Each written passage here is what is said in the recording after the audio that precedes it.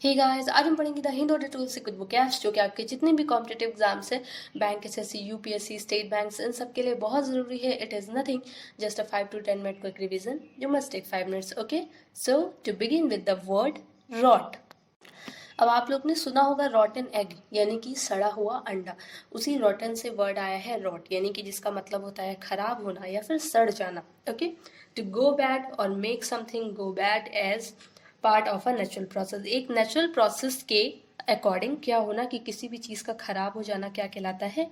Rot. Okay, यानी कि उसे जानबूझ के नहीं खराब किया गया है, एक नेचुरल प्रोसेस के अकॉर्डिंग ही वो क्या हुआ, खराब हो गया. ओके, इसके synonyms decay, decompose, disintegrate and crumble. Crumble का मतलब होता है छोटे छोटे टुकड़ों में टूट जाना, एकदम बिखर जाना, उसे भी कहते हैं. Okay, next rudimentary.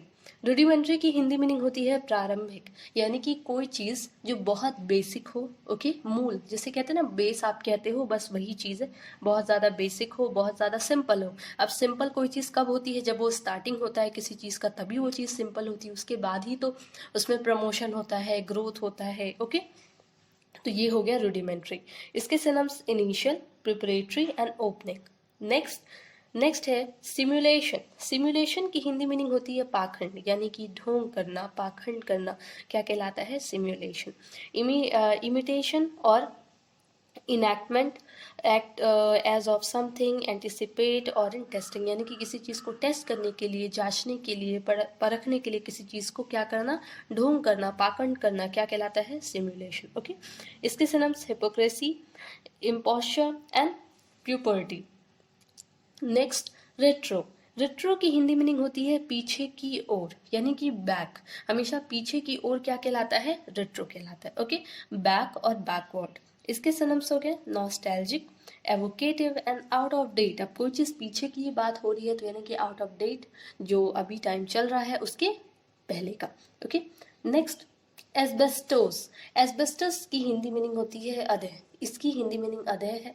स्पेशली ये एक मटेरियल है. एस्बेस्टस जो होता है एक मटेरियल होता है, सॉफ्ट ग्रे मटेरियल को बोला गया है, दैट जिसे आप क्या करते हो कि डज नॉट बर्न, जो बर्न नहीं हो सकता, जल नहीं सकता, and is use to protect against heat, और इसका यूज किया जाता है हीट को प्रोटेक्ट करने के लिए. ओके, तो समझ में आपको आ रहा होगा कि ये एक मटेरियल है. एक मटेरियल की बात की जा रही है. जैसे कई सारी हमारे जैसे अगर हम बात करें वर्ड में, तो कई सारे, मतलब आपने केमिस्ट्री अगर पढ़ी होगी तो आपने कई सारे जैसे आपने सुना होगा यूरियम है, ये सारी चीज़ें, कई सारी मटेरियल के बारे में आपने सुना होगा. उसी तरह ये भी एक मटेरियल है एब्सिस्टोस, जिसे बोला जाता है, एक ग्रे मटेरियल होता है. ओके, इसे आप जला नहीं सकते और हीट प्रोटेक्शन के लिए हम यूज़ करते हैं. Next decelerate. डिसलरेट, अब वर्ड आपने सुना होगा एक्सेलरेट. कोई चीज़ जब एक्सेलरेट होती है तो तेज होती है, और जस्ट उसका अपोजिट है ओके डिसलरेट, यानी कि ये इसके एंटोनिम्स है. धीमा करना, किसी भी चीज़ की गति को कम कर देना, धीमा कर देना, क्या कहलाता है? डिसलरेट. रिड्यूस और cause to reduce in speed, यानी कि कम कर देना या फिर किसी भी चीज़ की स्पीड में कम कर देना. इसके सिनोनिम्स हो गए deaden, slow, slow down, slack up and unfasten. Okay, next contraction. Contraction का मतलब होता है सिकुड़ना, सिकुड़न. ओके, क्या होता है? सिकुड़न. कॉन्ट्रैक्ट जैसे होता है ना कि हमारी मसल्स में कॉन्ट्रैक्शन होता है. कॉन्ट्रैक्शन यानी कि मसल्स सिकुड़ती हैं, फिर क्या होती है? खुलती हैं. तो उसी को कहते हैं कॉन्ट्रैक्शन यानी कि सिकुड़न. द प्रोसेस ऑफ बिकमिंग और मेकिंग समथिंग बिकम स्मॉलर और शॉर्टर, यानी कि एक ऐसा प्रोसेस जिसमें क्या हो, कोई चीज़ छोटा होते जाए या स्मॉलर होते जाए, तो उसे बोलते हैं कॉन्ट्रैक्शन, यानी कि सिंपल सा है सिकुड़ना. इसके सिनम्स हो गए systole and eructation and freedom. Okay, तो ये इसके सिनम्स हैं. नेक्स्ट है एनजेंडर. एनजेंडर की हिंदी मीनिंग होती है किसी भी चीज़ को उत्पन्न करना, डेवलप करना, क्या कहलाता है? एनजेंडर. कॉज और गिव राइज टू फीलिंग, चाहे वो कोई फीलिंग हो, सिचुएशन हो या कोई भी कंडीशन हो, उसे क्या करना?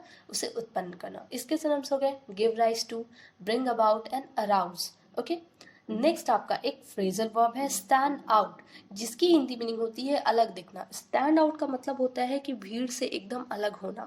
अब अलग होना कहने का मतलब ये नहीं कि हम भीड़ से हट गए, नहीं.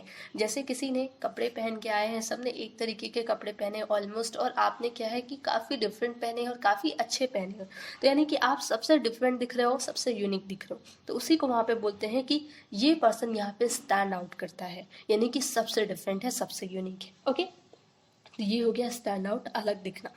टू बी ईजली सीन और नोटिस, यानी कि कोई भी चीज़ ऐसा आपका हो जिसको जो मतलब एक होता है ना नोटिसेबल हो आप, ओके, उसे हम ईजिली देख पाए और नोटिस कर पाए।